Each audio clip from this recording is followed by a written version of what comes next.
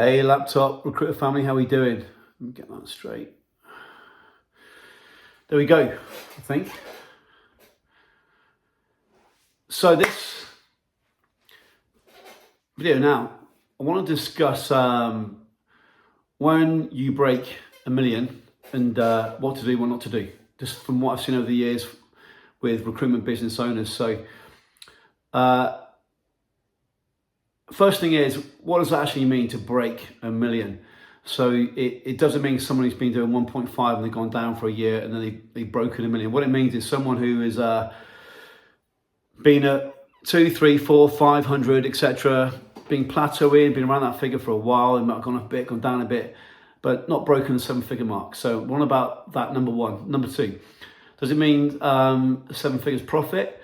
No, it means 7 figures revenue. And of course, profit is a whole different set of numbers underneath it.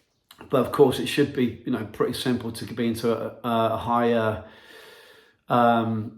ratio. It should be, depending on the business. If you're working remotely, with the the laptop model, commissioning recruiters, etc., you should be looking at anywhere between 50 to like 85% profit ratio. But that's a whole different conversation. So let's talk about, we've been at 2, 3, 400, we've broken 1 million, what happens next? So what I've seen happen next usually is the following. It's probably three things that happen. Number one, Andy, this is epic. It's not why I hear. It's Andy, this has happened. Now I want to do this. So they've reached 1 million and they've been in this niche, okay? And now they said, right, I want to go into this niche. That's the first thing that happens. Second thing that happens is there's no objective assessment of the process they've been on. So for example, what that means is in the last 90 days, we did X amount with this lead process, X amount with conversion, X amount of delivery that gave us this result. Or across the last 6 months, we've had this growth curve happen. There's been no assessment of input, process, output. But at the beginning of the cycle, there was.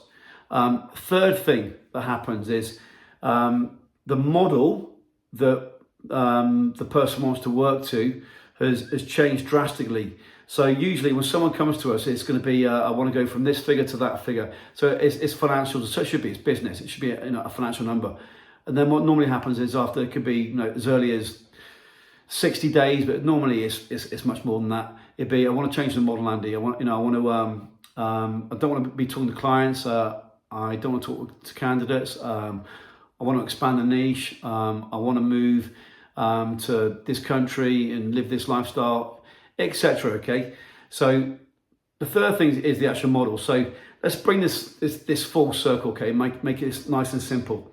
So first thing is, when someone has gone from doing a few 100,000 to breaking 1 million, that's pretty cool, huh? It's pretty cool. But what we do as entrepreneurs, myself included, because we're entrepreneurs and we're a funny breed, I think we are exceptional individuals. Who's got the balls to do what we do? Very few people. Who's got the ability to do this in recruitment? I've said this before. Most businesses are where you've got a client, you've got your service or product, you've got delivery. That's it. Let's find a prospect, let's convert them, let's deliver. That's it. In recruitment, we got two. You got the client and the candidate. It's a double whammy. So it's a very special breed. We got here, a very special breed. And I'd be really interested to run a set of tests in terms of the individuals in this niche versus those not in this niche. So it's a special breed we got. So what happens is the person's doing 300k and they get to say 500k and they can see it starting to happen. At no point do they stop and celebrate. I'm cool with that. I'm exactly the same. In fact, when I used to go to masterminds in the US before this happening, I learned from my US friends and at US masterminds the power of celebrating a win. And I used to always, because I'm British, I'm very huggy. I love hugging people. If I love you, fuck me, won't let go. But I never got the power of celebrating a win. But what I got when I actually looked at the undertones was, right, what we're really celebrating is, Andy, you did this action. That's what we're celebrating. We're not celebrating the outcome. We're celebrating you did this action. And I only got that the higher I went up into mastermind. So if I went to, for example, I know a Tony Robbins event, love the man, but I'd be like, yeah, you've done your first ever, whatever it is per year. High five, man, whatever. But when you go to a higher mastermind and you start to be around people who are doing 20, 30, 40, 50 million and upwards, and you start to diagnose, right, what we're actually celebrating, we're celebrating the fact you took this action to get this response. Then you got feedback, you acted on the feedback to get the next response. So what these business owners do is they do not stop to celebrate. And it's been really difficult for me over the years to make this a thing inside my programs. And, when we meet live, I get it now. I've now got the understanding and the steps to get the member to stop and actually analyze what they've done. But it took me a while to get it. So what they don't do is they don't understand that they've taken this action to get this response, and they stop and celebrate. Now, celebrate really means two things. One, it means is for them to understand you did this to get this outcome. And number two is celebrate to actually fill yourself back up. Because when you're an entrepreneur, you're consistently focusing on what you haven't got. You're always focusing on what you haven't got. Agreed? It's like I know you. In fact, he's looking to the camera. It's like I know you. You see, we never stop doing and celebrate. We never do it. And because of that, we don't look at the action we took to get the outcome, or indeed if it's a staff member, we don't really break it down to low level action they took to get the outcome. But also what we don't do is we don't fill ourselves back up, with a bit of goodness, energy, whatever, especially in Britain, we don't do that. So I'd say that's one thing that they don't do. And it's really important that you have that analysis of yourself around, right, I took this action and got this outcome, or I didn't take this action and got this outcome. Something that also happens, I'm sort of going full circle here, my apologies, it's just coming to my mind now. When that happens and they get to 500 and they're already thinking about getting to 1.2 million now, they're not stopping and going, right, this is, the million is on now. They're already looking at 1.2, 1.3. So what happens is they're now going into a different territory and a different business model. So sometimes 750, I've seen over the years, is a sort of point where businesses just fucking do this. They don't make that jump because they get to 500, 600 and they can see, right, I've done this now for X amount of months. A million is more than on. All I've got to do is repeat exactly the same, a million is more than on. So now they start to do different things or add different things in. And in fact, what they don't understand is if they're making plans now for a 1.4, 1.6 million business, but the model for that business is not the same as a 300,000 business. So they're taking a set of steps based on what they currently know for a 1.6 million business, but those steps are not relevant to a 1.6 million business. It's like businesses who've copied me over the years. I've had countless businesses over the years copy me. And, I'll send out an email and the next day it'll be an email saying exactly the same thing with a few words changed. Or we'll change our website, they'll do exactly the same, with a few bits changed. I'll do a webinar, they'll do exactly the same with a few bits changed, etc., etc., etc. What they don't see is that's just like 5% of the bigger model. So they're taking that one little thing and thinking that is why we've got the growth we've got. It's not. It's a bigger thing going on.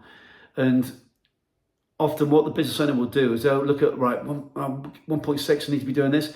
No, it's a different model, which means you need to stop, breathe, plan. So when we do a 30-day plan, 90-day plan, we go through days 0 to 30. You activate a new strategy, so you implement a new strategy. So if you're new to us, most of it will be new. So you activate a new strategy. Days 30 to 60, you get that strategy calibrated, which means you get it converting, you get it working, so you've got the right clients coming in, the right candidates coming in. Day 60 to 90, you accelerate it, which means you put more volume through. So maybe a VA takes over or a commissioning recruiter takes over. And then days 90 to 120 is where we look at the actual figures and we decompress. So we go, right, what's happened there? What have we got as actual empirical evidence? If we take that action, we get that output. Now this sounds complex. All we're talking about, for example, if you're running an automated email strategy, it is about 5 numbers that the tool will give you. But if you're talking about, whatever strategy it is. But the thing is, you've got this empirical evidence. And what the member will do when they're looking to go through this next jump is they will make a decision on 1.4 million. They actually don't know what the drivers are. So the next thing to be aware of that jump is when it gets on is essentially moving too quick. It's moving too quick. But also what I've just said linked into that is not stopping and assessing why we've got a success, what worked, what didn't work. Another point about the business that does this, I've alluded to it before, is around niche.